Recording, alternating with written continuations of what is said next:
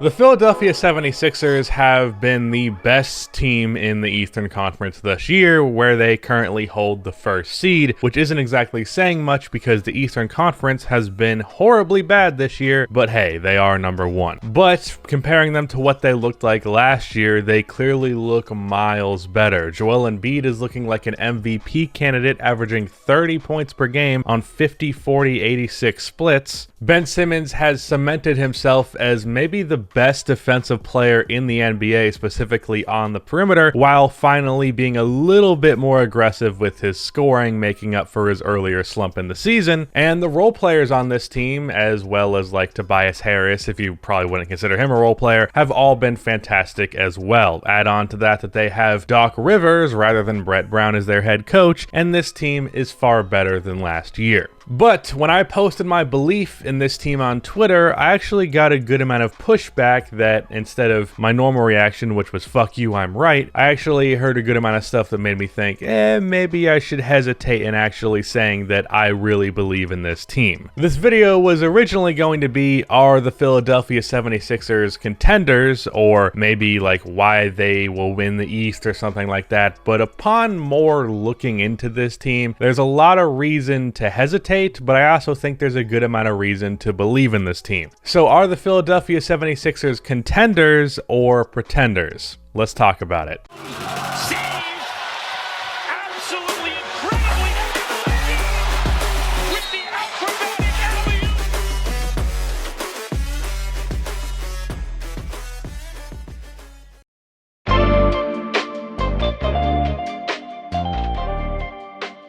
Real quick before I continue on with this video, about half of the people that watch these videos are not subscribed, so if you fall into that 50%, then please subscribe so you can see these videos and help fuel my ego. Also drop a like on this video, it makes a massive difference. A few things.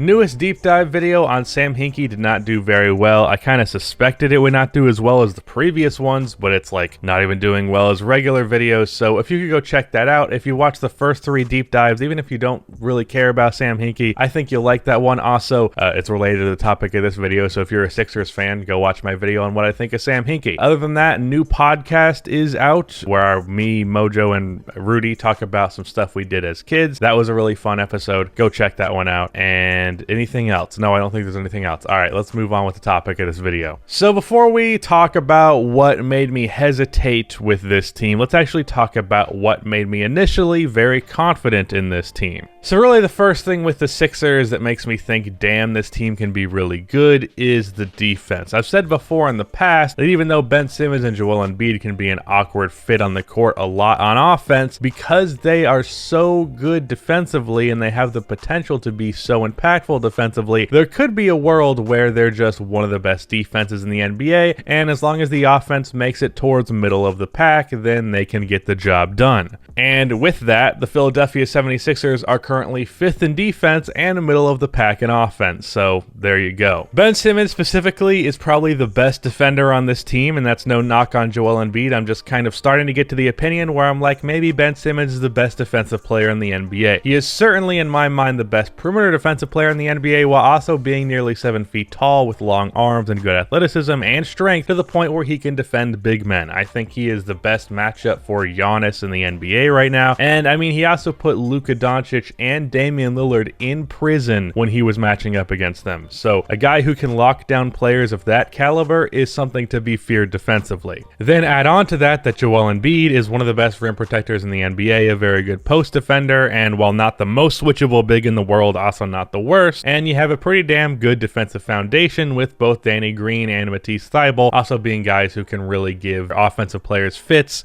when they want to. Offensively, as I mentioned, it can be awkward at times, and really I don't think there's any avoiding that. You could put 3 amazing shooters next to Embiid and Simmons, and it's still not going to always work, because as good as Ben Simmons is, his lack of a jump shot is going to make things awkward with Joel Embiid a good amount of the time. It's just pretty unavoidable. Despite the fact that Joel Embiid is actually shooting 40% from 3 this year, he's still mostly an interior presence. But what's most important is that this team's shooting is significantly better than last year, even with that issue that's always going to persist with that duo. Seth Curry is a great shooter.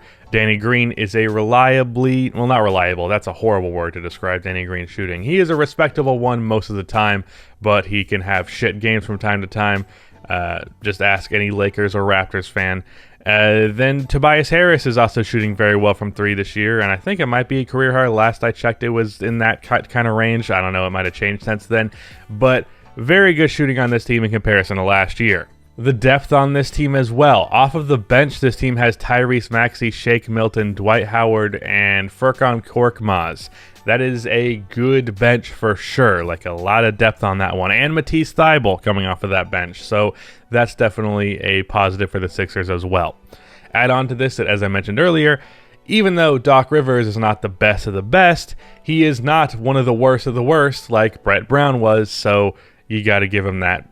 Not credit, but hey, at least he's not terrible. At least the Sixers head coach is not terrible anymore. But let's talk about those negatives. So the awkward offense I mentioned earlier, even though I think you can still win with that because of the better spacing, because of how good their defense is, it is going to be an issue, especially if you run into a team that knows how to exploit it. As good as Ben Simmons is, him not being able to shoot is a problem, especially when paired next to a center who does most of his work in the paint. You can try and avoid that problem all you want, and you can do a decent job of hiding it at times, but it's going to come up. But really what made me most hesitant in this Sixers team is when you actually look at the Sixers' schedule and results thus far this year. First of all, their record is not as amazing as you'd think in comparison to their actual competition thus far. They've had a pretty easy schedule, and they've also benefited from a horrible Eastern Conference, as I mentioned earlier. And considering that this team would be like, I believe, the 4th seed in the Western Conference, that is something to be cause for concern, especially considering the fact that the Sixers get the weaker conference. This team has actually won just 2 games against teams that are above 500. Just 2. The Los Angeles Lakers, who were fully healthy, which is a great win, but also a win versus the Nets, who did not have Kevin Durant or Kyrie Irving, which is not a very good team, as you should well know. So, that's not a great look thus far. I mean, you'd look, hey, Joel Embiid's putting up 30 and they have a good record, but when you look at it, all their wins are against shit teams, or mediocre teams being nice. They are dominating a weak East, and when you compare their schedule to the Western Conference, well, they are 5-6 versus the West, which is not a horrible record, but that really just goes to show how much they're beating up on the Eastern Conference. Now let's talk about this team and how they match up against some of the better teams in the Eastern Conference. So let's first talk about the Milwaukee Bucks. Like I said, Ben Simmons I believe to be a perfect matchup for Giannis. Joel Embiid's also going to be in the paint, so the ability to play the wall defense that has been so successful versus the Bucks is there,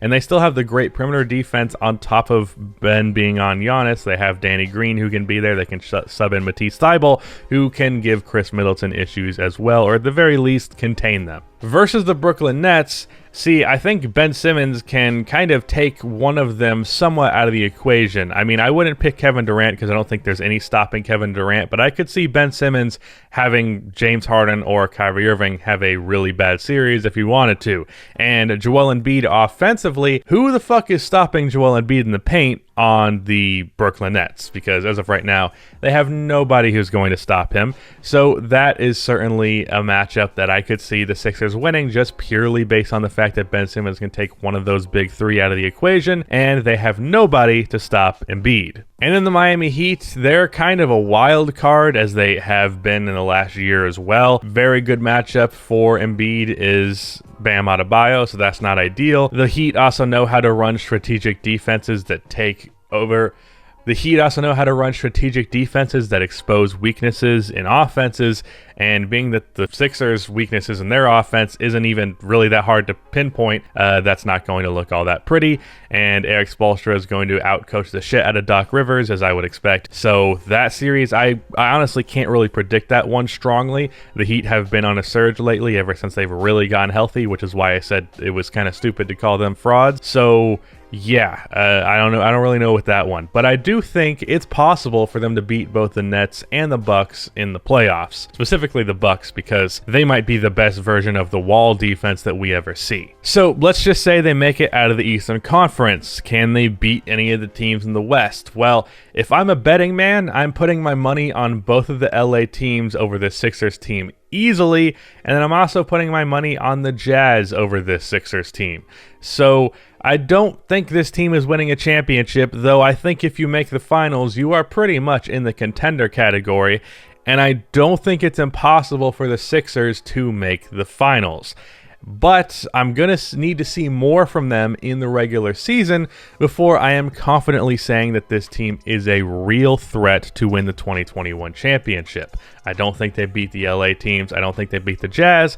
And honestly, I don't think they beat the Brooklyn Nets or maybe even the Miami Heat. And I would normally say that they'd beat the Nets, but because the Nets defense has been so good as of late, I'm actually a little bit hesitant in that one.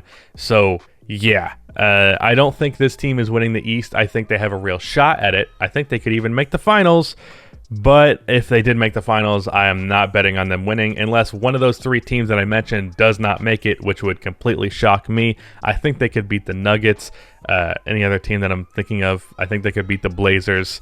Yeah, they could beat those teams, but assuming it is one of the LA teams or the Jazz, which I'm like 95% sure it will be, I don't see this team winning a championship. As for what the Sixers could do to amend this, well, I really think they're in the position to make a big move. Tyrese Maxey, Shake Milton, Matisse Thybulle, and all of their first-round picks can definitely net you something pretty good. I'm not saying trade all your first-round picks, but they have all those picks available. They could definitely trade for something nice, although I believe they sent a first to the OKC Thunder for the Al Horford trade, so they don't have all of their first-round picks, but you know what I mean. Yeah, so this team has the firepower to make a move. I was initially going to suggest Zach LaVine earlier in the season, but since Zach LaVine is like the second best shooting guard in the NBA this season, fuck that. So I'm not trying to see that happen. Bradley Beal's not really available anymore as the Wizards have been a lot better, but I do think you have the power to make a big move, so maybe make a big move. But yeah, that's my thoughts on the Philadelphia 76ers. Shout out to Rudy for editing this video. That is the end of this video. Please be sure to like and subscribe for more NBA content like this, and cue the outro music.